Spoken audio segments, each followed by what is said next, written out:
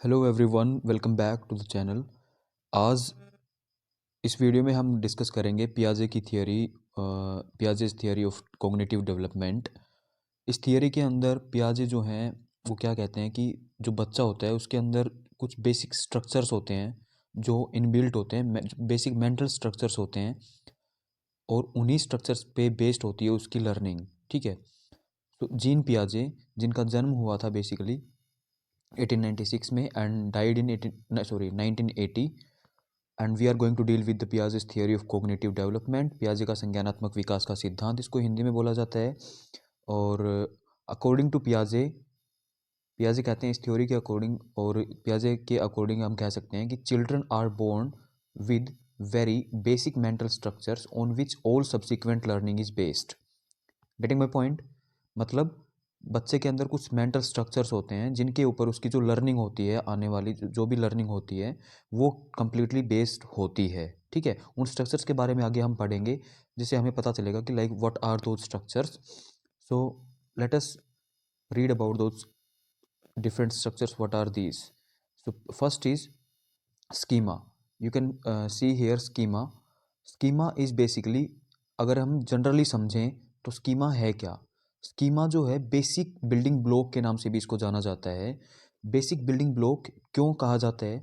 क्योंकि जब बच्चा किसी चीज़ के लिए, किसी चीज़ को देखकर उसके प्रति और उसके बारे में जो परसेप्शन क्रिएट करता है, ठीक है, जो उसके अंदर आइडियाज़ क्रिएट हो जाते हैं उस चीज़ को लेके, उसे हम स्कीमा कहते हैं। जैसे मान लो मैंने या फिर किसी बच्चे ने किसी बॉल को देखा और बॉल की तरह उसने कुछ बड़ी चीज़, बॉल के अलावा कुछ और चीज़ देखता है लेकिन वो है गोल, तो उसको अगर वो बॉल कहता है तो बेसिकली उसने क्या एक स्कीमा तैयार कर लिया अपने दिमाग में कि जो चीज़ गोल होती है वो क्या होती है, बॉल होती है। ठीक है, लेकिन ऐसा होता नहीं है। सो आगे आगे हम जानेंगे कि एक्चुअल में कैसे स्कीमा डेवलप होता है, कैसे आगे चीज़ें जो हैं डेवलप होती हैं और कैसे ये मेंटल स्ट्रक्चर जो है क्या काम करते हैं लर्निंग में। ठीक है, तो schema is basically the basic building block of intelligent behaviour, a way of organising knowledge.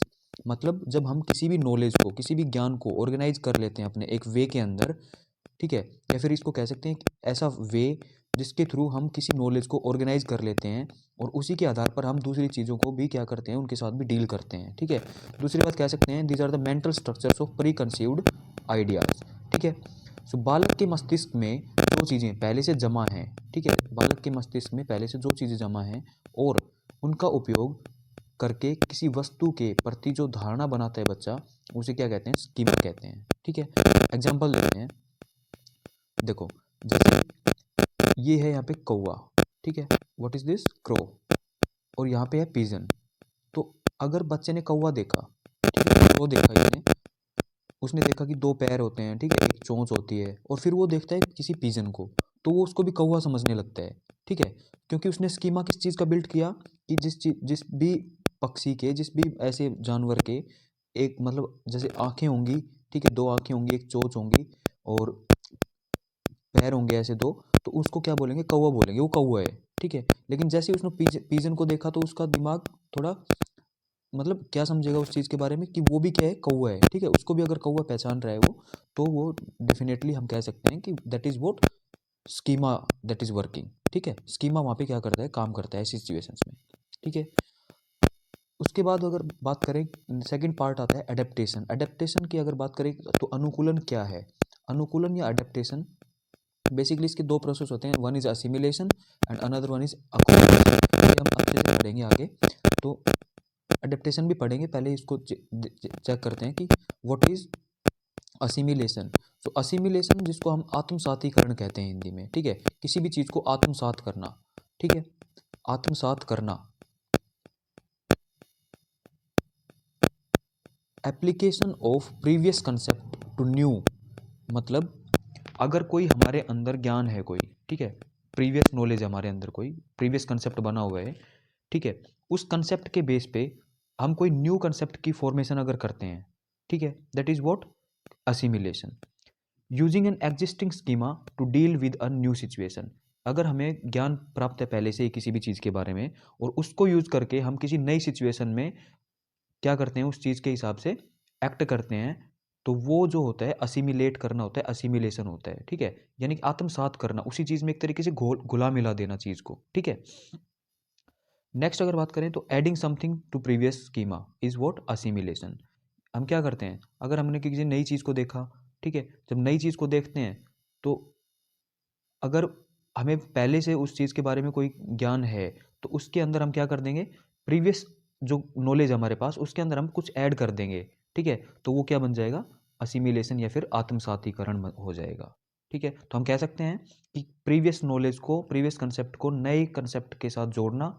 दूसरी बात, एग्जिस्टिंग स्कीमा, जो हमारे अंदर स्कीमा बना हुआ है उसको नई सिचुएशंस में डील करना, उसके साथ, उसकी नॉलेज के साथ।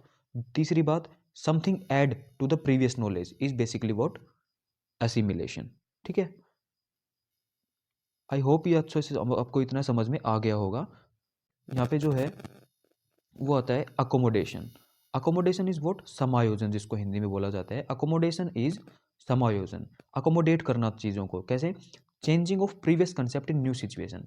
जैसे कि अगर मैंने कोई पिजन देखा, ठीक है, उससे पहले मुझे पता था कि ये कौवा होता है, क्रो है ये बेसिकली, ठीक है। तो लेकिन जब मैं अपने दिमाग का यूज़ उस सिचुएशन में ऐसे कर पाता हूँ कि मैं प्रीवियस कंसेप्ट को चेंज करके न्यू सिचुएशन में उसी हिसाब से ढाल पाऊँ अपने आप को कि मुझे वो एग्जैक्ट चीज़ का पता चल जाए कि ये कबूतर है, कौवा नहीं है, ठीक है। यानी कि मैं अपने आप, अपने आइडियाज़ को, अपनी कंसेप्ट को, प्रीवियस कंसेप्ट को क्या कर दूं, चेंज कर दूं उस नई सिचुएशन के अंदर। दैट इज व्हाट अकोमोडेशन, ठीक है।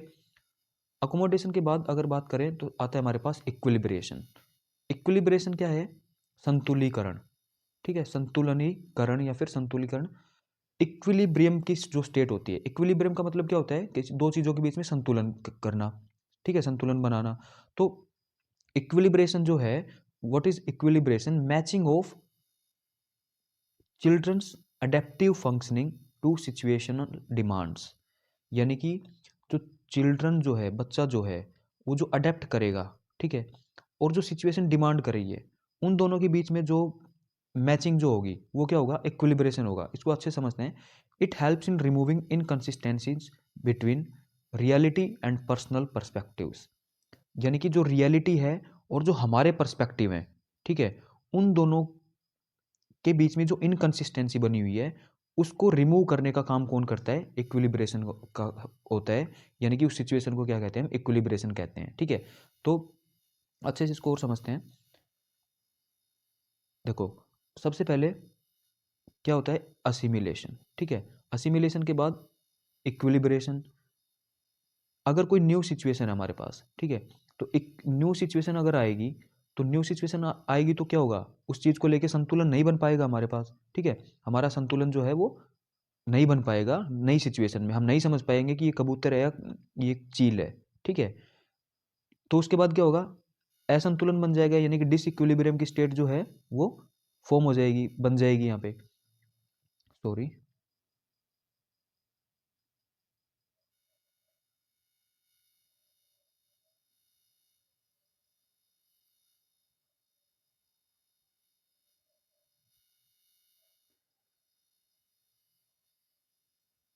सो assimilation then equilibration. New situation जब बनेगी तो डिसइक्विलिब्रियम पैदा होगा, और डिसइक्विलिब्रियम के होने से हमें क्या करना पड़ेगा, फिर उसके बाद अकोमोडेशन जो है वो प्रोसेस में आता है, ठीक है। और अकोमोडेशन से फिर वहीं हम असिमिलेशन, असिमिलेशन फिर इक्विलिब्रेशन, ये सब प्रोसेस जो है ये चलता रहता है, ठीक है। सो असिमिलेशन, इक्विलिब्रेशन और अकोमोडेशन। जब कोई चीज़ समझ में नहीं आएगी हमारे तो वो डिसइक्विलिब्रियम होगा, ठीक है। जब हम उस रियलिटी को जान पाएंगे, ठीक है, तो वो रियलिटी जानने के बाद जो सिचुएशन होगी वो अकोमोडेशन होगी।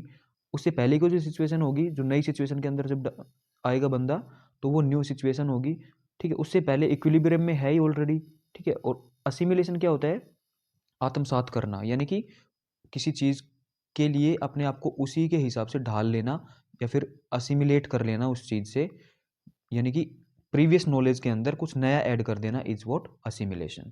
सो this is the basically the constructions, और we can say the basic constructs जिन पे लर्निंग जो है हमारी बेस्ड होती है, ठीक है।